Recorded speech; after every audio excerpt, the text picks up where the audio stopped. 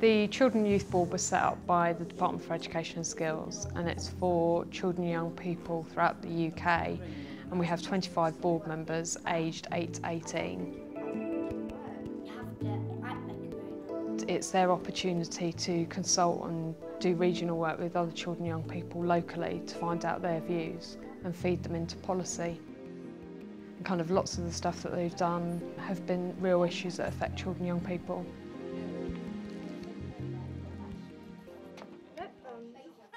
When I first joined, I went to a residential in London. While we were there, we had lots of sort of lectures, if you like, on government and the jobs of civil servants and the jobs of the ministers and what they have to do and what our role was. And we made sort of ground rules and all that kind of thing. And we did lots of icebreakers.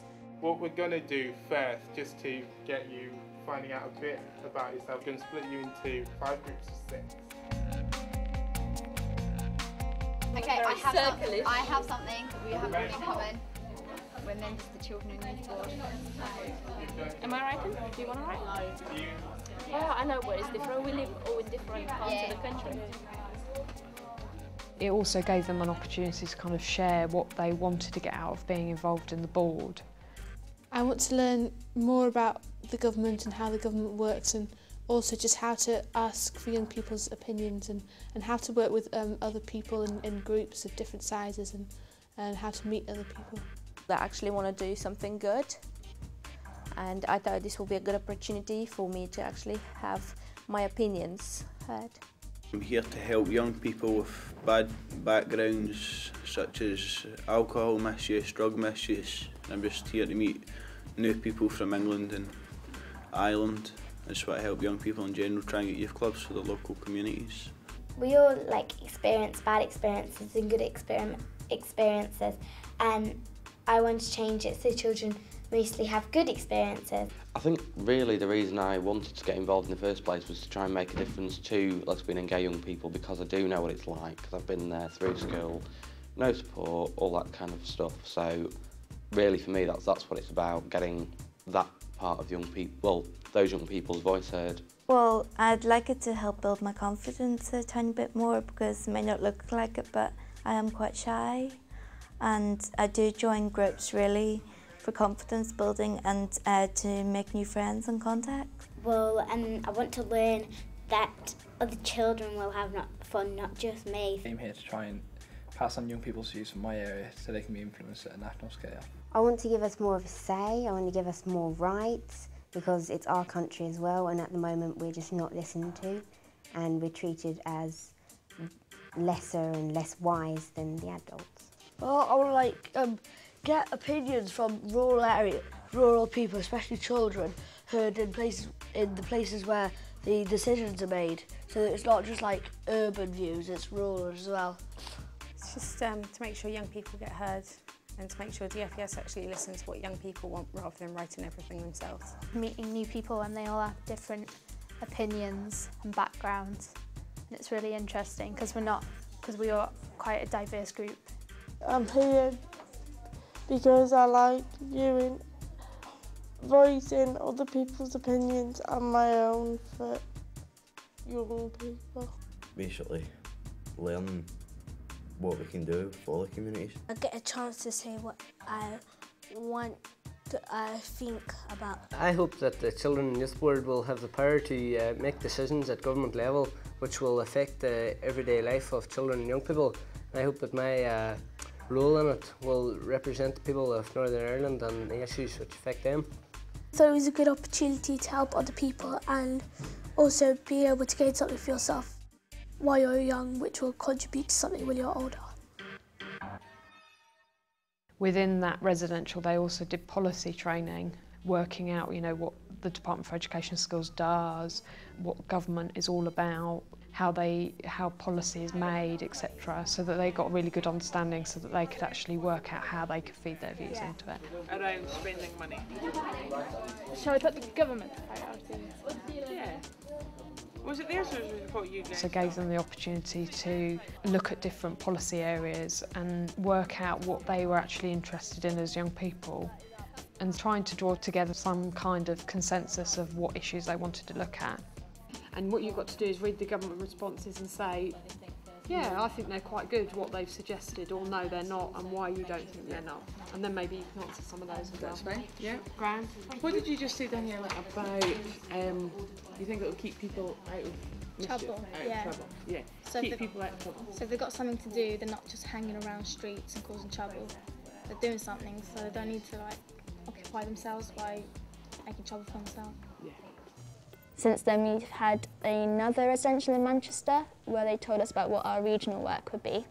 And since then, me and the other 24 young people on the board have been working in our regions to find out what children and young people think about antisocial behaviour and improving behaviour in schools. Like attitude to antisocial behaviour in schools? Yeah, that's basically what it is. So there's a 5-minute questionnaire you can fill out if you want.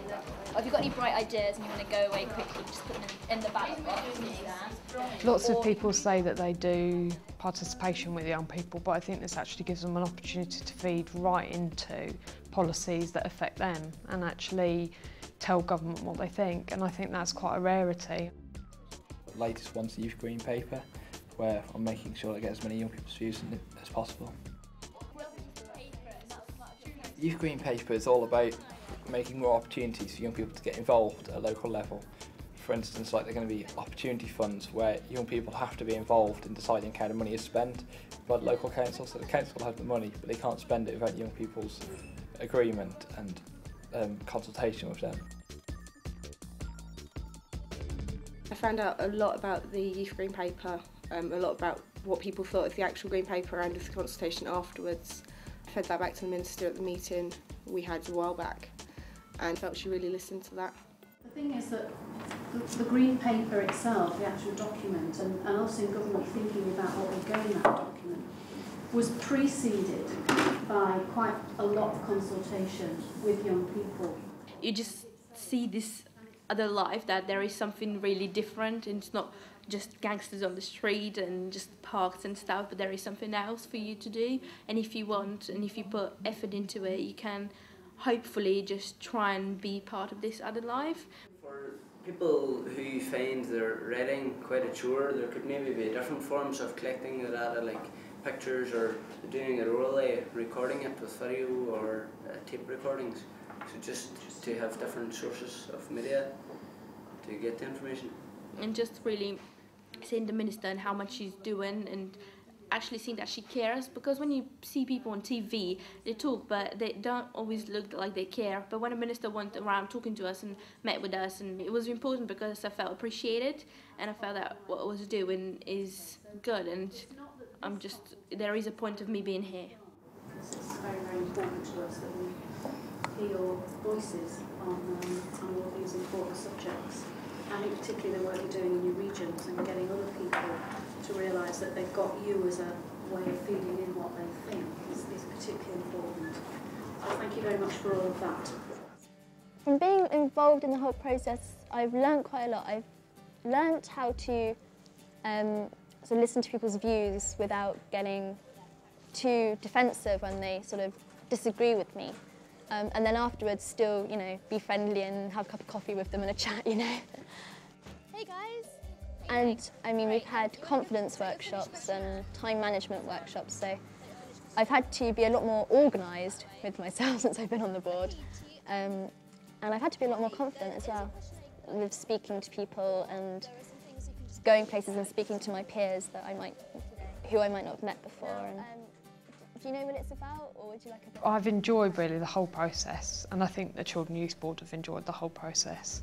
And it's been nice to see it the whole way kind of through. So from receiving 350 application forms, trying to find out, you know, those that really want to be involved, whittling it down, having interviews, and then getting 25 young people to kind of come along and be involved. And I think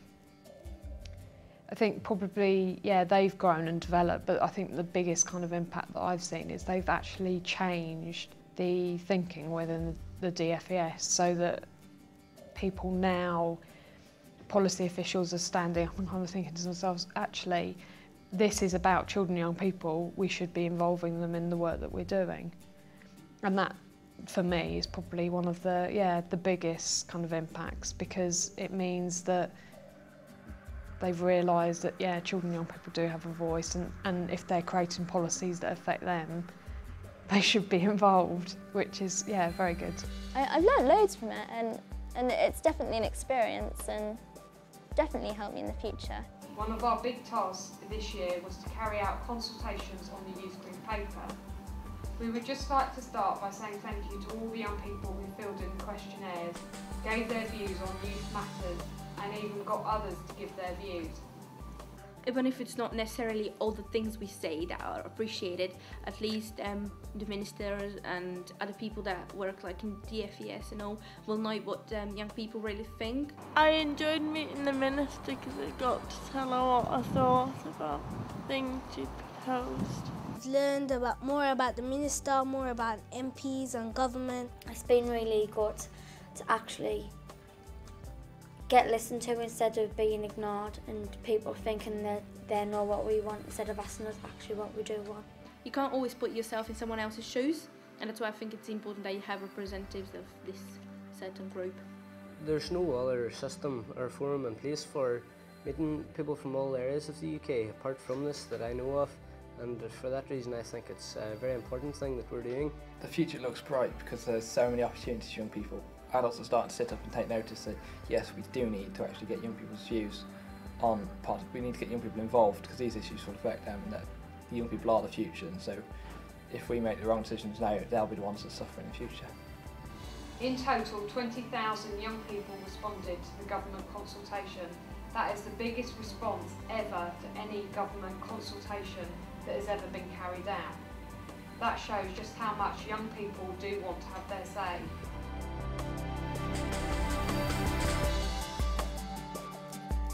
I think it's been great because you meet new people and it's an opportunity to do something and give back into the community.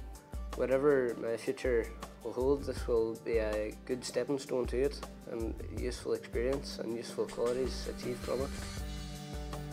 It's quite an achievement, it's not something that everybody does. It's just something I never knew existed, which it does, and it feels great because they are actually listening to us.